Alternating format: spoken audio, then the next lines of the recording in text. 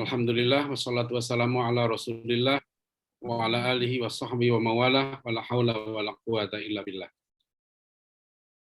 Para ustadz semua, alhamdulillah kita bisa bersilaturahim ya pada siang hari ini. Ini mohon maaf tadi saya menerima tamu dari Tasik ini jadi baru selesai. Saya ingin gini aja, saya kira ini yang hadirkan sudah paham semua tentang pesantren ya. Tapi ini sekedar perenungan ya, perjalanan saya pribadi dalam mengelola pesantren, lembaga pendidikan sudah puluhan tahun ya, kemudian juga menjalani proses pendidikan, menguji banyak disertasi doktor tentang pendidikan Islam. Itu saya menyimpulkan ya ada 5 hal ya, pesantren dan lembaga pendidikan Islam itu insya Allah gitu ya sukses dalam arti bukan hanya sukses itu muridnya banyak, karena sekarang ini biasanya orang diartikan lembaga pendidikan itu dianggap sukses dan hebat kalau jumlah muridnya banyak ya. Jadi biasa kalau kita ditanya orang kan selalu begitu, kalau kita pesantren mesti yang ditanya pertama santrinya berapa, yang kedua tanya nanti baru bayarnya berapa gitu ya. Nah, terakhir baru nanti sistemnya gimana, kurikulumnya gimana gitu. Jadi ada persepsi yang umum ya bahwa lembaga pendidikan termasuk pesantren dianggap sukses kalau santrinya itu banyak, apalagi cabangnya banyak ya, itu dianggap wah itu hebat, sukses. Tentu itu satu kesuksesan betul ya, artinya kepercayaan masyarakat terhadap lembaga kita sangat tinggi gitu ya. Padahal dalam pendidikan sebetulnya semakin banyak murid kita, ya itu semakin berat mendidiknya. Karena memang inti dari pendidikan ini kan penanaman nilai. Ya, kalau Ki Hajar Dewantoro kan makanya menciptakan model ideal pendidikan nasional itu pesantren ya sejak tahun 1928. Maka kan Ki Hajar itu tidak membuat sekolah, Ki Hajar itu membuat taman. Ya, taman siswa, karena beliau memang terpengaruh oleh pemikiran-pemikiran Montessori, ya, Rabindranath Tagore, dan termasuk pemikiran Islam juga dalam pendidikan, ya. Itu Ki Hajar menciptakan bahwa pendidikan itu memang ya menanamkan terutama ya akhlak, ya, adab, budi pekerti, kesusilaan, ya dia sebut itu, dan juga menanamkan manusia yang sempurna, ya dalam arti manusia yang bahagia. Itu tujuan pendidikan itu. Ya, secara umum tujuan ini sama dengan tujuan pendidikan. Pak Natsir misalnya menciptakan bahwa pendidikan itu membentuk manusia yang integral. Maksudnya manusia yang seutuhnya. Ya. Nah, bahasa lain sebetulnya manusia yang universal. Ya, a universal man, ya, manusia yang seutuhnya. Jadi kalau kita lihat pada tujuan pendidikan di situ melahirkan manusia yang integral, yang seutuhnya gitu ya, yang ya bahasa sekarang ini ya kita mudahnya ya orang yang beriman, bertakwa, berakhlak mulia. Ya karena perwujudan iman itu kan akhlak. Ya. Akmalul mukminina imanan ahsanuhum khuluqa. Ya, itu Rasulullah SAW bersabda bahwa orang mukmin yang paling sempurna imannya itu yang terbaik, yang terbaik akhlaknya, ahsanuhum khuluqa. Nah, menanamkan nilai-nilai akhlak ini kan nggak gampang gitu ya. Itu kan justru semakin banyak murid semakin susah kita. Ya, semakin berat ya. Artinya tantangan pendidikan itu semakin berat. Makanya banyak sekali ya kalau kita lihat sekarang ini kita bersyukur ya bangkitnya pondok-pondok pesantren ya menjamurnya ya rumah-rumah tahfidz Al-Qur'an.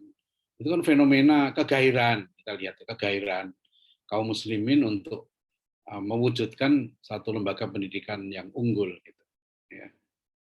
Nah, sekarang ini tantangannya memang belum bergeser. Ya, saya menyebut ada dua tantangan berat ya di era kebangkitan pendidikan Islam sekarang ini. Pertama adalah masih ya kuatnya cengkeraman sistem dan kurikulum pendidikan yang sekuler. Gitu ya. Yang kedua adalah godaan dunia, penyakit hubud dunia. Nah, itu yang berat. Ya. Dua ini tidak mudah ya kita hadapi. Sebagai contoh begini, saya menyimpulkan sekarang, kalau mau lembaga pendidikan kita sukses, itu ada 5 hal. Ya. Sukses dunia akhirat itu 5 hal. Satu, pertama niat. Ya. Niat itu harus betul-betul ikhlas.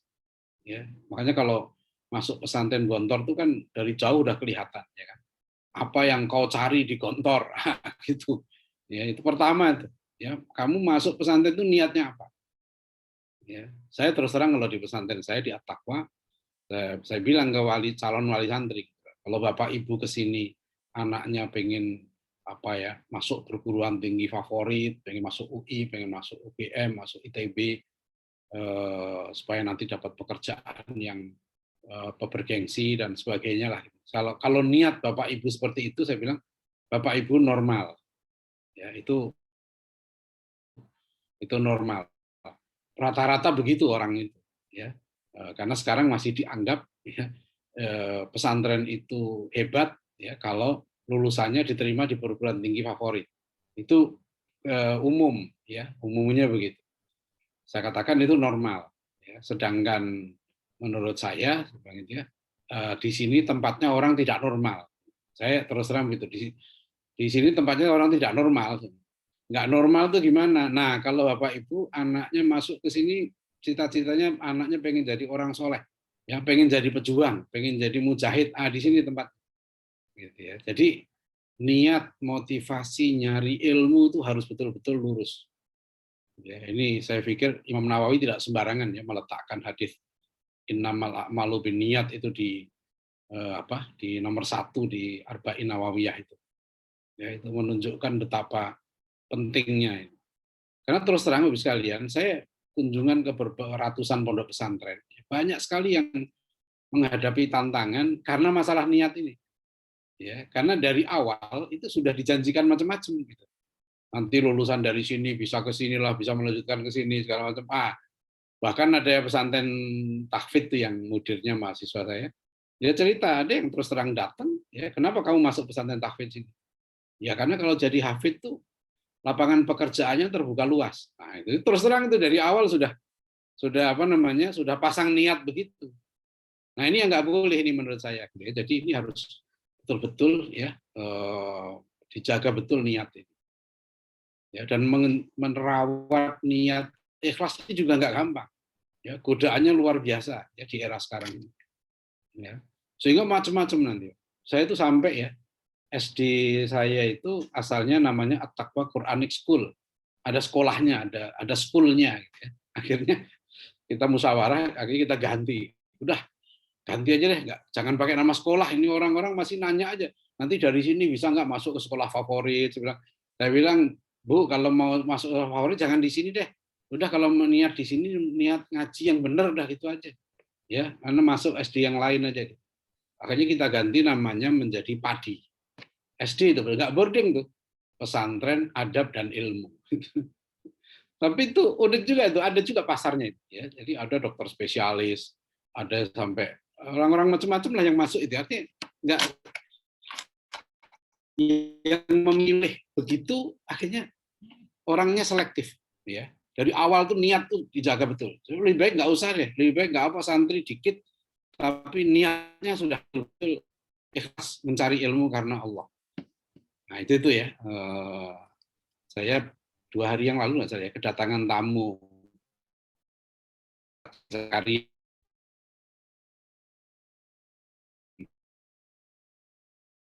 tanya Pak Ustadz Aceh kan dulu Ustadz di pesantren nggak dulu waktu karena awal tahun 2000-an gitu ya.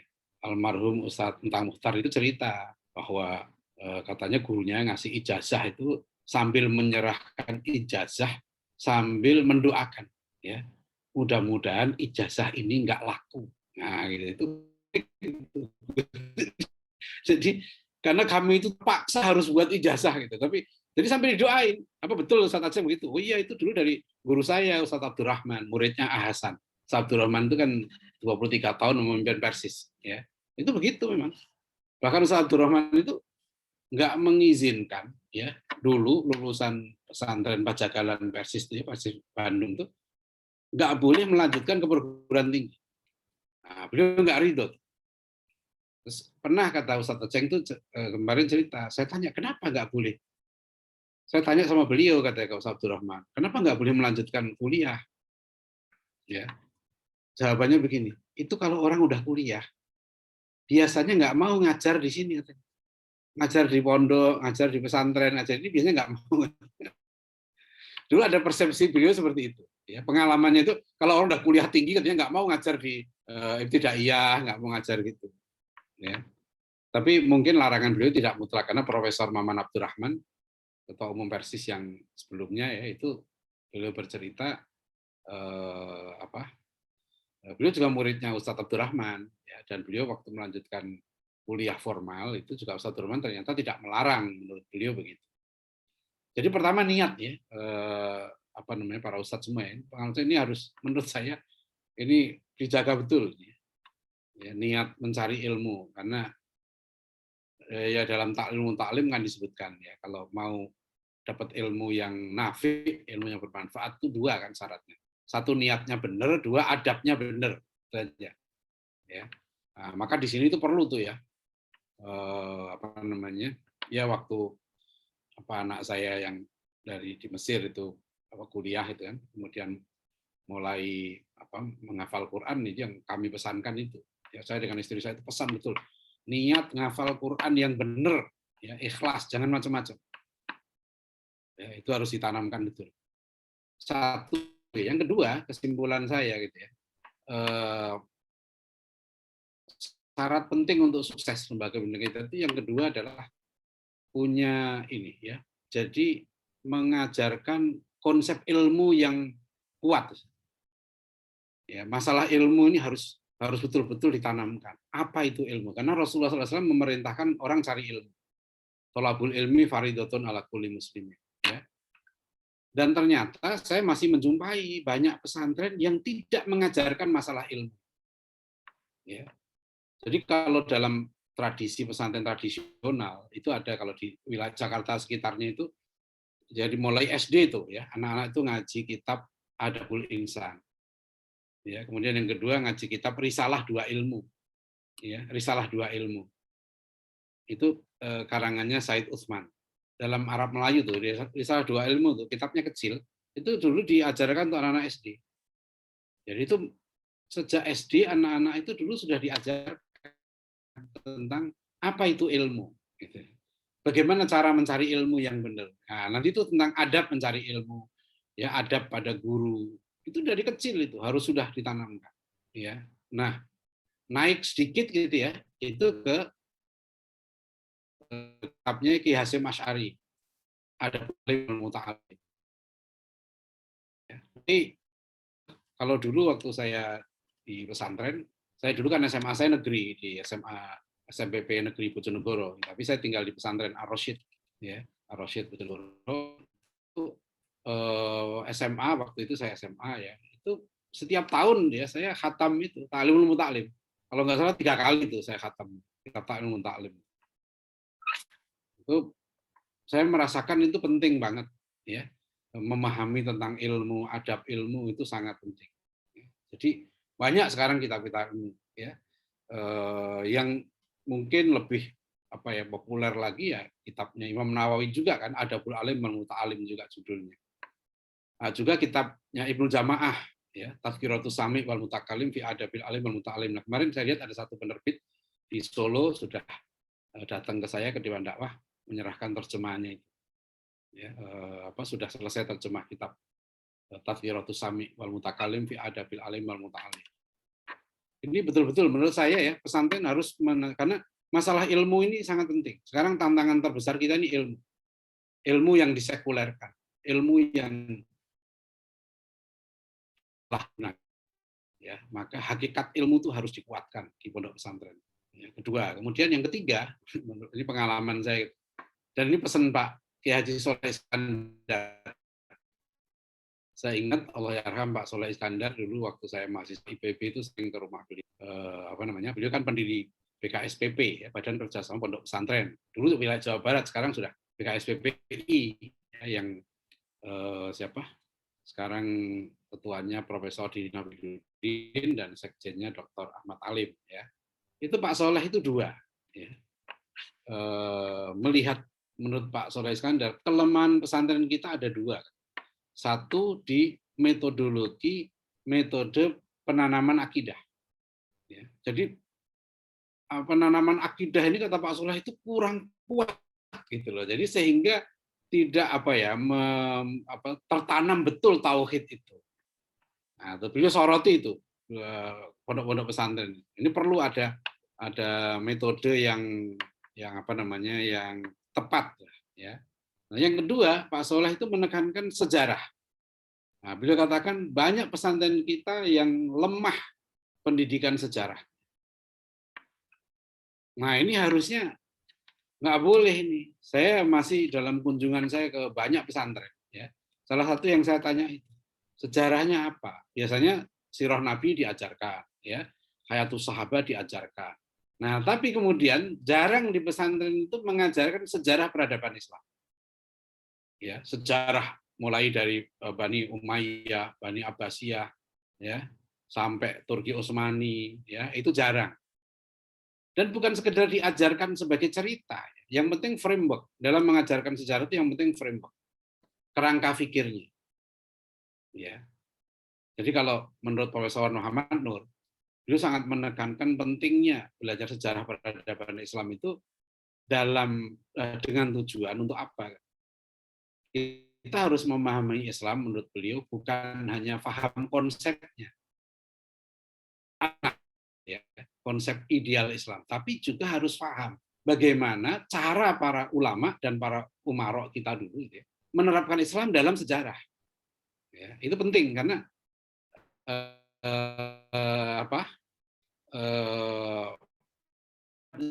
setiap tempat datang.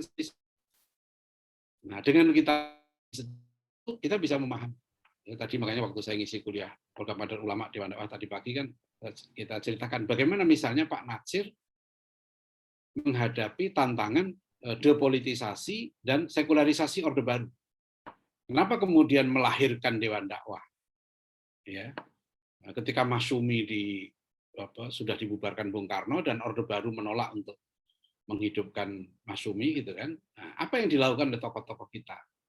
Nah, itu penting dikaji. Bagaimana ketika para ulama menghadapi perpecahan? Kan kondisi misalnya, bahkan sahabat pun misalnya mengalami perpecahan bahkan perang. Bukan hanya perangnya yang penting untuk diajarkan.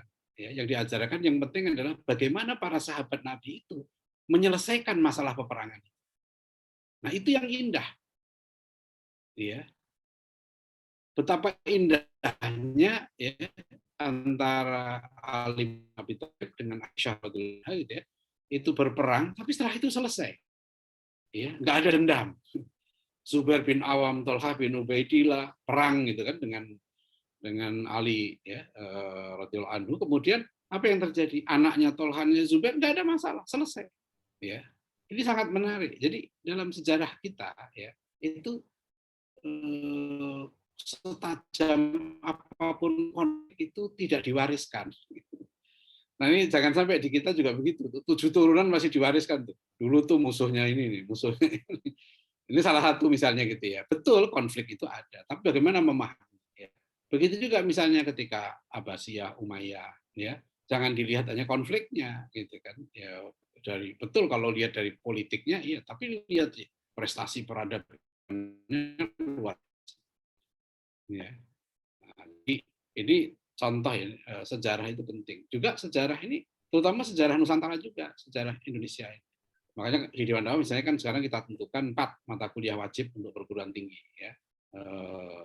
Fiqh dakwah, kemudian sejarah perjuangan umat Islam Indonesia, ya, kemudian pemikiran, ya, dan perjuangan para tokoh dakwah, ya, Pak Nasir, Safruddin dan sebagainya. Gitu.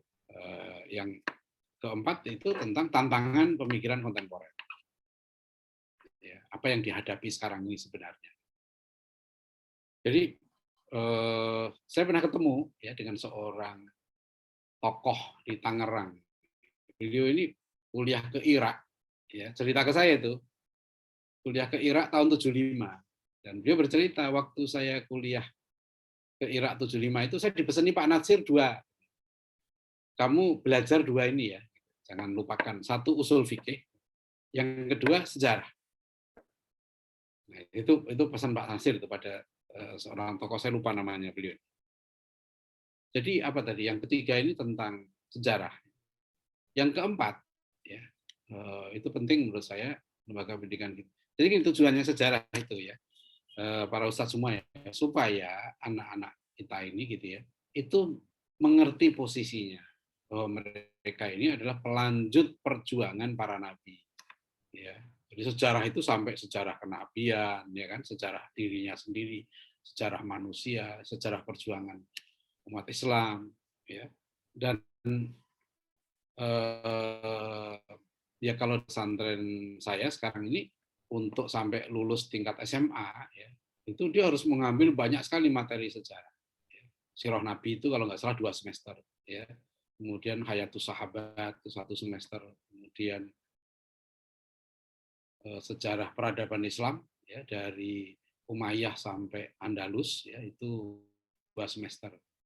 Kemudian nanti sejarah perjuangan umat Islam Indonesia khusus 1 semester. Ada sejarah sains Islam itu 1 semester. Ya, ada sejarah dan pemikiran para ulama klasik, ulama Nusantara, pemikiran Syekh Nawawi Al-Bantani, Arsyad Al-Banjari, ya, Abdul Rauf Singkili. Nah, itu dikenalkan pada anak-anak. Ya. Dan yang mengajar kami pilih yang memang pakarnya betul. Bahkan ada 1 semester pelajaran sejarah dakwah Wali Songo itu 1 semester. Ya, yang ngajar Dr. Isa Ansori. Memang disertasi doktornya tentang Wali Songo. Ya. Ada sejarah politik Islam. Itu diajar langsung oleh pakarnya, yaitu Ustadz Hannibal. Sekarang salah satu wartawan senior di TV One. Dia memang wartawan Tempo. Nah, dia memang ahli ngerti betul masalah politik. Jadi saya ngikuti kuliah Ustadz Hannibal luar biasa ya. Menurut saya mungkin susah karena dia pengalaman lapangan juga. Misalnya menceritakan sejarah G30S itu detail. Ya, termasuk pengalaman dia wawancara dengan Pak Harto, wawancara itu diceritakan betul, komprehensif. Dan itu menurut saya santri-santri kita harus dapat. Saya kesimpulan saya ini harus tahu ini santri ini, ya, bahwa tokoh-tokoh kita ini ya perjuangannya luar biasa, jangan dianggap sepele. Ya. Jadi misalnya saya sekarang ini baru sekali nih, saya putuskan di pesantren saya mengadakan kuliah umum, seluruh santri harus ikut dan guru tentang Islam dan keindonesiaan. Ya, saya cerita tentang bagaimana seorang Safruddin prawira negara. Ya, itu nah itu memberikan inspirasi ya. Apalagi Pak Natsir dan sebagainya. Banyak tokoh-tokoh kita yang bisa kita ceritakan. Nah, itu pentingnya ya, pentingnya sejarah ini. Nah, barangkali ya ini dugaan saya itu begitu pentingnya sejarah itulah makanya Al-Qur'an itu juga sebagian besar isinya sejarah. Ya. Sebagian besar isi Al-Quran itu sejarah. Nah, itu 3 ini. Kemudian yang keempat tadi, saya bilang, yang keempat ini worldview. Ya. Worldview ini, sebetulnya akidah ini, penanaman akidah ini, harus memberikan pemahaman yang mendasar tentang hal-hal pokok dalam kehidupan. Sebetulnya worldview inilah yang mengubah masyarakat Arab ya. Dari masyarakat yang worldview Islam ya, maksudnya ketika turun surat Al-Alaq itu yang pertama 5 ayat pertama itu kan mengubah worldview. Apa yang diubah oleh Al-Quran pada masyarakat Arab? Pertama kan tentang Tuhan, ya, Iqra, baca, nah itu tentang ilmu, ya, bagaimana budaya ilmu langsung ditanamkan, baca itu, nah itu luar biasa. ya. Wahyu pertama yang turun itu baca. Tapi bukan sekedar baca kan. Banyak Yahudi juga baca waktu itu, bahkan orang Yahudi Cina waktu itu sudah terkenal peradaban tinggi. Ya. Tapi Iqra bismi rabbikal ladzi khalaq. Nah, itu yang membedakan dengan yang lain, ya. Bacalah dengan nama Tuhanmu, ya. Bukan asal baca. Ya, di situ. Jadi orang Islam itu sejak awal sudah dididik tidak sekuler. Ya, jadi apapun yang kita baca itu harus bismi rabbika, ya, menyertakan Allah. Nah, ini saya sebut sebagai dimensi ilahiyah. Ya, kita melihat virus corona misalnya, jangan lupakan, jangan hanya bicara virus itu akibat ini. Nah, itu dia nggak lengkap kan, membaca virusnya lengkap. Kalau dia baca virus itu, ya bacalah bahwa virus itu makhluk Allah. Virus itu datang karena dikirim oleh Allah, ya bukan datang sendiri. Ya, jadi virus itu datang untuk apa? Allah ngirim virus pada kita itu ada tujuannya.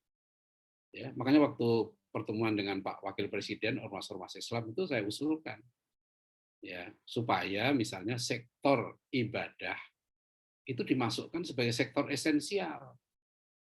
Ya, karena dalam pengajaran sains sekarang ini itu orang hanya melihat fenomena materi saja, nggak melihat fenomena metafisikanya, gitu ya. Jadi tujuan penanggulangan corona ini, COVID ya, itu bukan sekedar sehat. Berarti dia membaca corona, ya, virus atau COVID pandemi ini tidak bismi rabbik. Ya, dia baca aja, gitu, melepaskan dimensi ilahiyah. Sekedar dia supaya sehat, gitu kan. Nah, enggak begitu. Tujuannya itu supaya sehat dan taat. Karena tujuan Allah memberikan peringatan, kah musibah, kah atau hukuman, kah semua itu supaya manusia kembali kepada tujuan asalnya, tujuan penciptaan itu, yaitu wa ma khalaqtul jinna wal insa illa liya'budun. Jadi sebetulnya ayat ini dahsyat ya. Bismi rabbika. Kemudian rabbik alladzi khalaq. Tuhan yang menciptakan, kan bangsa Arab waktu itu. Konsep Tuhan mereka Tuhan apa itu? Lata Uzza. Mengubah pemahaman tentang konsep Tuhan. Khalaqal insana min alaq. Nah, ya, Iqra wa rabbukal akram alladzi 'allama bil qalam. Nah, mengajar dengan qalam. Nah, yang luar biasa, ya, bahwa kita ini dapat ilmu karena dari Allah. Jadi konsep Tuhan yang mengajar dengan qalam. Alamal insana malam ya'lam.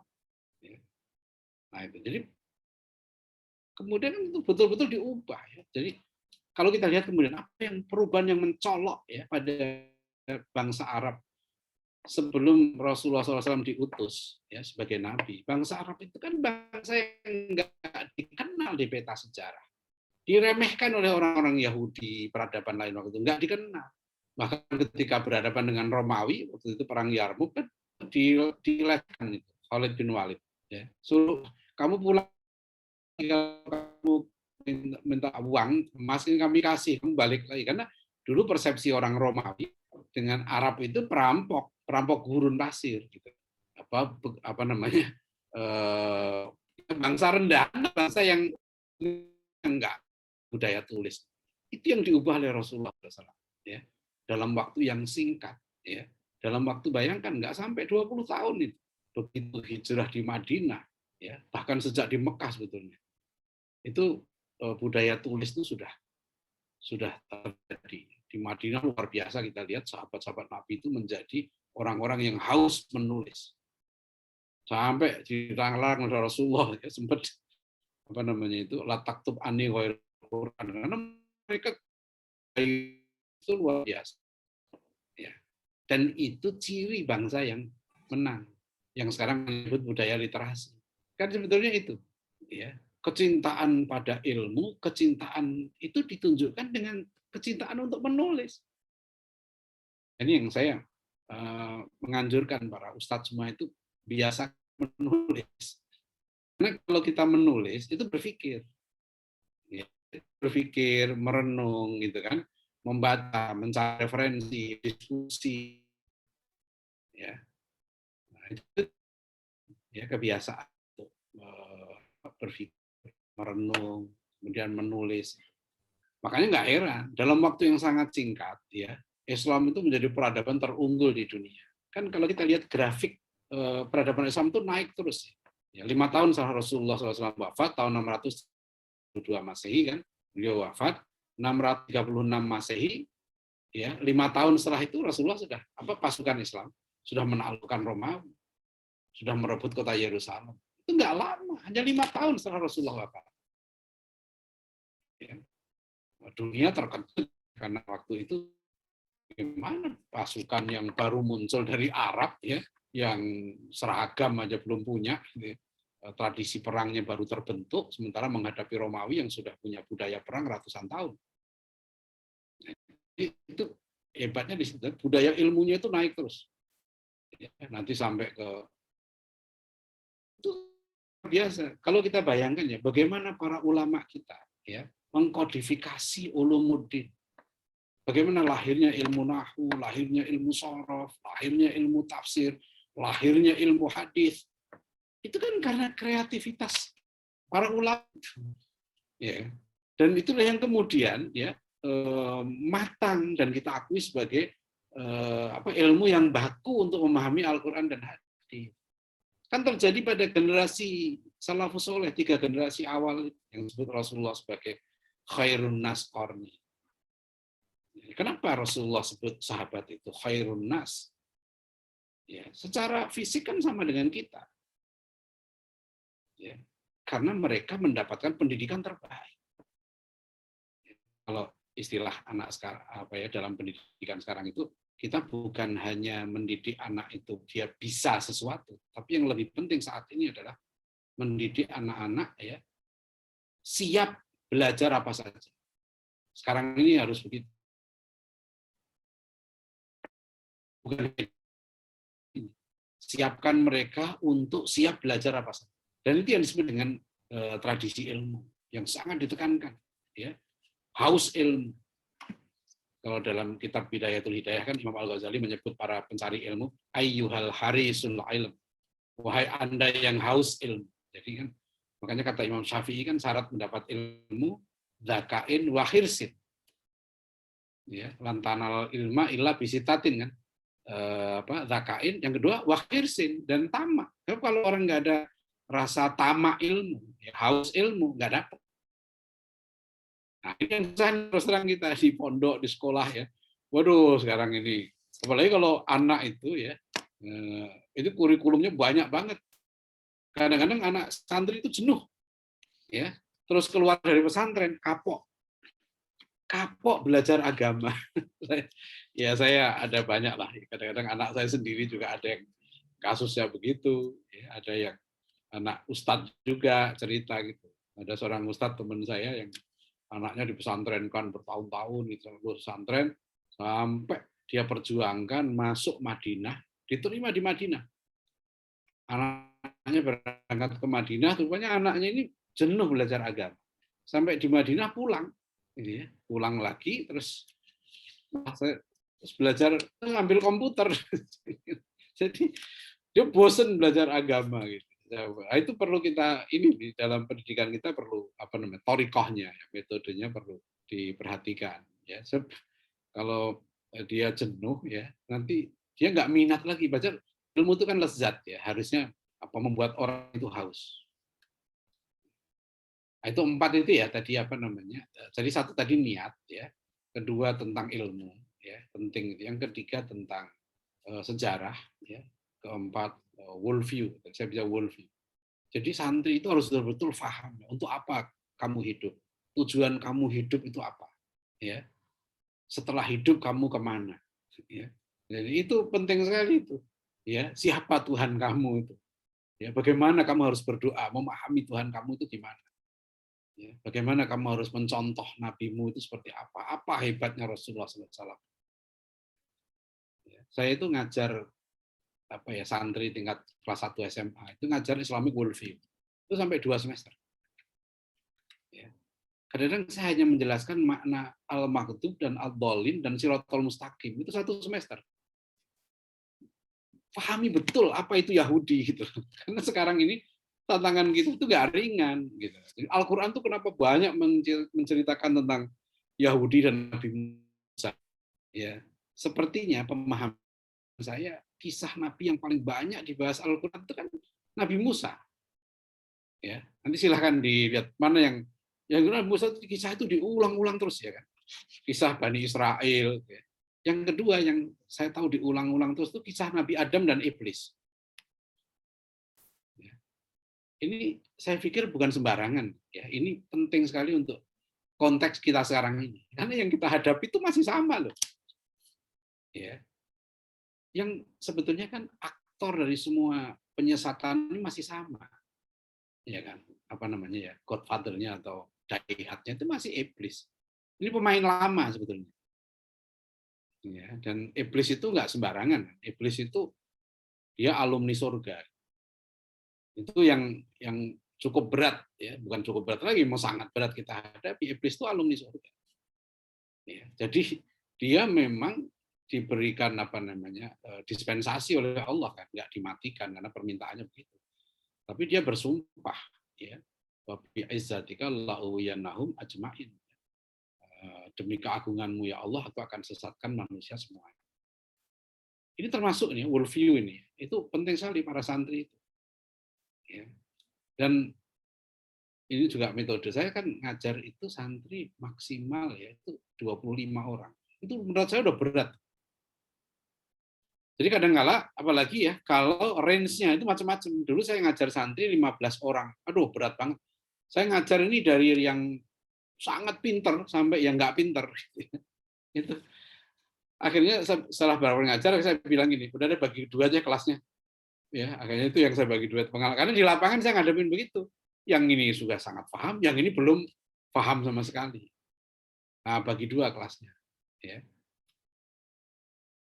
Dan sebagainya. Jadi worldview ini sangat penting. Kalau ada satu syair ya, Gurindam 12 itu dari 12 pasal ya. Pasal pertama itu worldview. Ya, terus terang kalau di pesantren saya worldview ini apa Gurindam 12 jadi kitab wajib Raja Ali Haji. Ya, para santri tingkat SMP harus mengkhatamkan kitab Gurindam 12 karena itu isinya memang worldview dengan akhlak. Ya, bunyinya kan begini pasal 1. Barang siapa tiada memegang agama, maka sekali-sekali tiada boleh dibilangkan nama. Yang kedua, barang siapa mengenal yang 4, maka ia itulah orang yang makrifat. Barang siapa mengenal Allah, maka suruh dan tegahnya tiada ia menyala. Barang siapa mengenal diri, sungguh ia telah mengenal Tuhan yang pahit. Barang siapa mengenal dunia, taulah ia barang yang terperdaya. Barang siapa mengenal akhirat, taulah ia dunia itu mudorot. Menurut saya ini cakep. Ya, manusia itu ya kalau sudah makrifat, ya kenal betul siapa Tuhannya. Ya, maka kata Raja Ali Haji, dia tidak akan mau menyalahi ya perintah dan larangan Allah. Yang kedua, kalau dia betul-betul mengenal dirinya, siapa dirinya itu, dari mana asalnya, mau kemana, ya. Wa fi anfusikum afala tubsirun. Kalau betul-betul dia kenal itu, pasti dia kenal Tuhan. Ya. Yang ketiga, kalau dia kenal dunia, ya, tahulah ia barang terperdaya. Ini yang kan sekarang banyak orang kasus ini karena hubud dunia. Jadi jangan sampai penyakit hubud dunia itu karena orang nggak kenal dunia. Jadi pembelajaran tentang hakikat dunia menurut saya sangat penting. Betapa hinanya dunia. Ya. Jangan sampai dunia menjadi tujuan. Ya. Nah, kemudian yang keempat kan tadi itu. Siapa mengakhir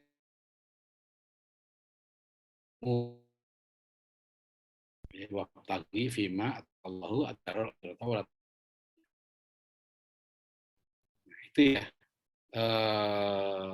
apa 4 itu menurut saya ya para ustadz semua ya.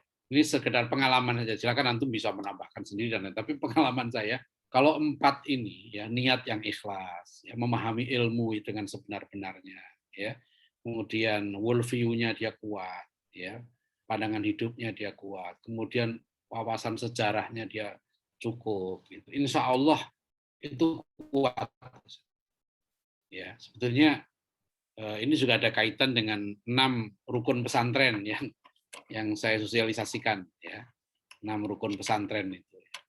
Nah, satu, namanya pesantren itu harus ada keteladanan, ya, kiai. Ya, kalau kiainya nggak jadi teladan itu bukan pesantren sebetulnya.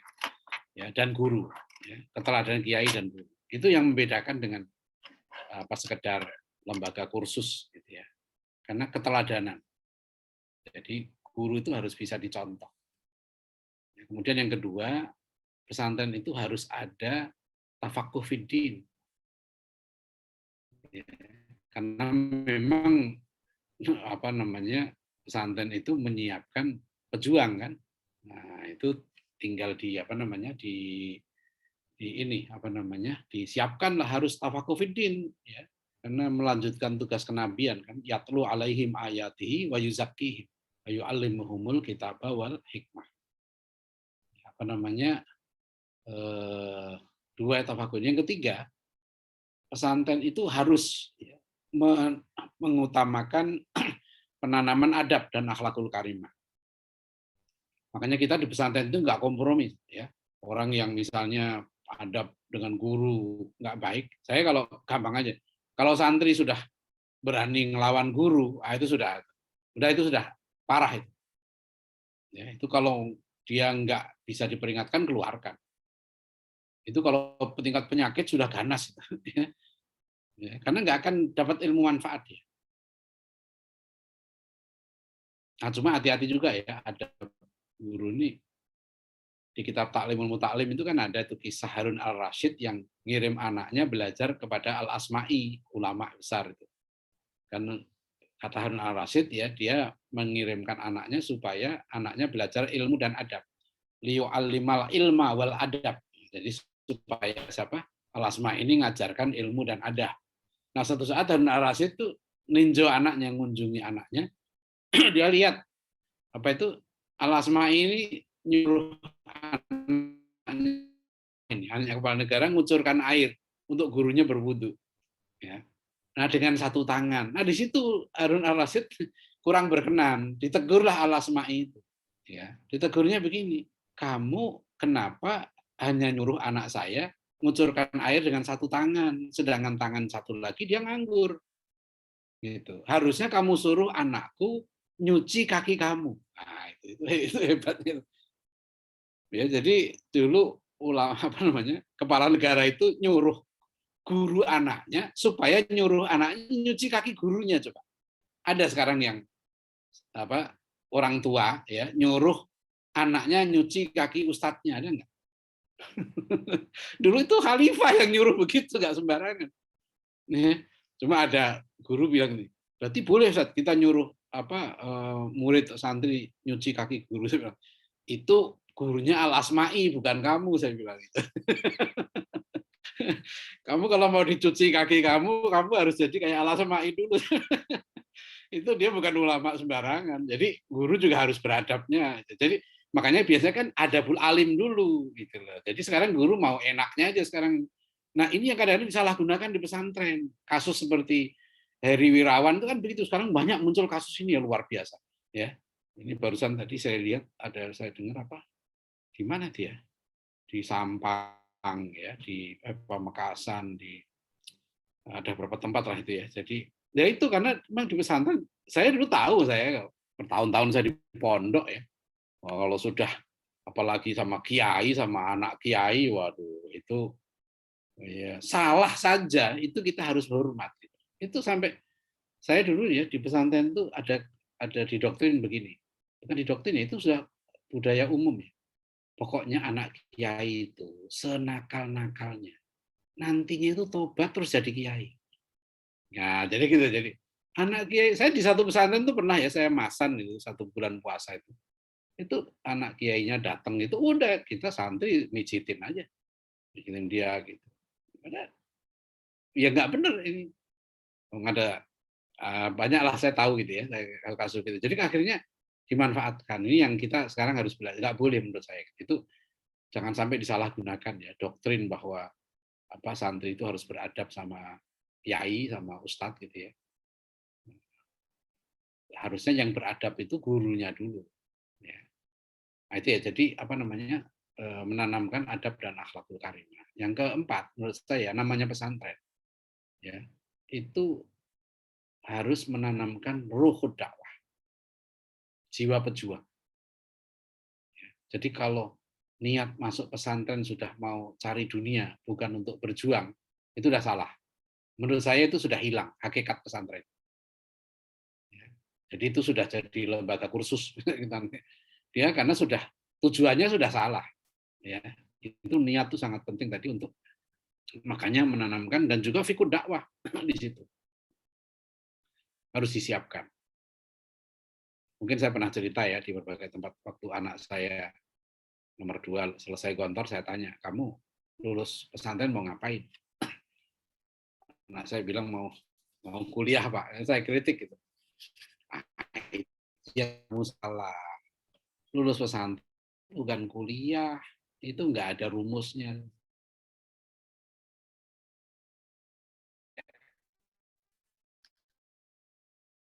Lihat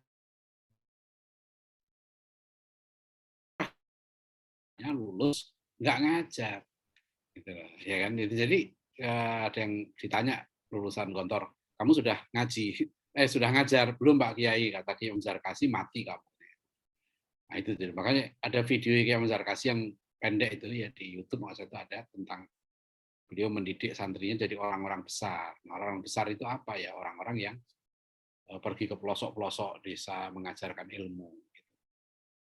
Ini pentingnya ya. Jadi jiwa dakwahnya harus ditanamkan betul. Di situ kaitannya nanti dengan materi sejarah tadi. Ya. Nah, ini nggak boleh lemah nih menurut saya. Pondok-pondok pesantren kita harus betul-betul nih, ya, kuat menanamkan jiwa dakwah. Makanya salah satu materi penting adalah sejarah perjuangan umat Islam Indonesia. Itu penting banget itu. Ya. Dan ada satu pesantren besar lah, bahkan sudah umurnya puluhan tahun gitu ya. Saya tanya, itu waktu saya melihat kurikulumnya, sejarahnya pakai apa, buku apa? Ya sejarahnya pakai buku yang umum, guru sejarahnya dari luar. Wah, itu menurut saya. Jadi kalau sekarang antum di pesantrennya belum ada guru sejarah, ya harus disiapkan dari sekarang. Ya, didik supaya dia jadi ahli sejarah betul. Ya, bagus kalau bisa sampai doktor sejarah. Saya merasakan pada anak saya kan mulai pesantren itu yang nomor 5 ya, masuk pesantren sendiri. Ya, karena guru sejarahnya bagus. Anak saya nomor 6 yang ngajar sejarah sejak kelas 1 SMP, itu Dr. Alwi Alatas, yang sekarang dosen di Malaysia. Itu untuk SMP, yang ngajar sejarah di pesantren saya doktor. Saya nggak mau sembarangan, ini pelajaran penting, gurunya harus yang istimewa. Gitu. Dan akibatnya apa? Banyak sekarang anak saya jadi senang sejarah, dia nulis makalah. Umur 15 tahun udah nulis sejarah yang serius. Karena faktor itu, guru itu. Ya, nah itu penting. Sekarang yang di pesantren saya ngajar siroh, anak saya nomor 3, ya, yang sekarang mau master di UI, perempuan, yang ngajar siroh Nabi. Jadi dia pendidikan sejarah S1-nya, sekarang S2-nya dia sejarah di UI. Ya, jadi memang saya siapkan betul, gitu. Anak saya sendiri, saya bilang sejak anak saya itu kuliah, saya masukkan pendidikan sejarah, dan saya bilang tugas kamu berjihad di bidang sejarah. Nah, itu harus disiapkan ya menurut saya. Jadi jangan menunggu dari luar ya. Ini pelajaran yang sangat penting. Ya, kita banyak ahli sejarah sekarang ya. Ada Ustadz Asep Sobari, ada Dr. Tiar Bakhtiar, ya. Ada banyak lah sekarang alhamdulillah ya, yang kita bisa seriusi di situ. Jadi tadi yang keempat ini ruhud dakwah. Ya. Kelima, menurut saya pesantren itu harus menanamkan jiwa kemandirian. Saya masih ingat ya di pondok pesantren dulu tuh, kiai saya itu kalau pesan tuh gini, kalau bisa jangan jadi pegawai negeri. Itu dulu ya kan. Ini dulu maksudnya kemandirian itu saya negeri. Pekerjaan yang paling bagus itu bertani. Ya. Pekerjaan yang paling halal itu bertani. Yang kedua berdagang. Jadi dulu santri-santri itu yang ditanamkan. Nah sekarang saya lihat beberapa pesantren ya seperti Sidogiri itu menanamkan betul itu jiwa kemandirian itu. Ya, disitulah pentingnya kewirausahaan. Ya. Ya, kalau saya memberikan doktrin pada anak saya santri itu gini, udah kamu nyari ilmu yang serius, yang ikhlas berjuang karena Allah. Karena profesi yang dijamin rezeki oleh Allah itu profesi pejuang. Jika kamu menolong agama Allah, pasti kamu ditolong oleh Allah. Sudah. Ya, dulu saya dinasihati oleh banyak tokoh ya, salah satunya Pak Husni Tamrin, ya, wakil ketua MPR dari P3. Beliau pernah nasihati saya begini, manggil saya di Adian, nggak usah mikir kamu tuh nanti, kamu nggak usah mikir diri kamu, ya. Nanti mikir umat saja, nanti kamu ada yang mikir. Ya, itu loh begitu tuh nasihatnya tokoh-tokoh kita itu. Ya, kamu mikir mikir umat saja, nanti diri kamu ada yang mikir. Dan itu saya rasakan, saya pegang betul itu. Saya ngajar di pesantren itu saya nggak pernah nanya. Saya jadi wartawan itu berapa tahun ya aktif, mungkin hampir 7-8 tahun. Saya nggak pernah nanya gaji saya berapa. Saya bahkan nggak tahu saya digaji berapa. Ya, itu sehingga saya punya idealisme itu nggak terbelenggu. Oh nanti saya takut ya kalau ada kekeliruan ya saya koreksi. Kemandirian itu penting ya, jiwa kemandirian. Kemudian yang terakhir, pesantren itu harus memberikan pemahaman terhadap tantangan dakwah kontemporer. Jadi kalau dulu ya orang harus paham Mu'tazilah segala macam. Sekarang ini mau nggak mau menurut saya ya para santri sebelum lulus itu harus dibekali dengan pemahaman-pemahaman kontemporer, terutama tentang peradaban Barat, ya harus sangat serius. Jadi saya itu ngajar di tingkat SMA itu hakikat peradaban Barat dan pengaruhnya terhadap pemikiran itu sampai ke liberalisme, ya liberalisme, sekularisme, gender, LGBT, ya multikulturalisme, itu harus betul-betul diseriusi. Ya, saya udah banyak ketemu pimpinan pesantren yang ngeluh. Ya, santri saya didik bertahun-tahun di pesantren, tahajud, rutin segala macam. Gitu. Begitu kuliah baru 1 semester, ya sudah berubah. Ada yang cerita ke saya begitu. Ya. Baru berapa semester ini udah berubah. Pulang balik ke pondok pikirannya udah lain. Saya bilang, nah waktu keluar diberikan pemahaman enggak, kan itu virus. Ya kan? Gampangannya kan kasih antivirusnya, vaksin, gitu loh. Nah, vaksin itu kan isinya penyakit sebetulnya, penyakit yang dilemahkan. Maksudnya cara mengajarkan aliran-aliran sesat dan lain-lain, ya pemikiran yang menyimpang itu harus dikemas supaya itu justru menjadi membentuk antibodi, menjadi vaksin. Nah itulah para ustadz ya, saya kira ini saja sekedar bagi-bagi pengalaman gitu ya, bagaimana supaya ya kita pondok-pondok kita melahirkan kader-kader terbaik umat ya. Jadi bukan hanya banyak ya, tapi juga berkualitas. Ya, saya sudah keliling ke ratusan pesantren. Saya ada satu mahasiswa saya, suami istri itu ngambil doktor. Pimpinan pesantren, santrinya ada 3.000, ya, tanahnya 50 hektar pesantren itu. Tapi ya ceritalah, ya, saya udah berapa kali ke pesantren mereka.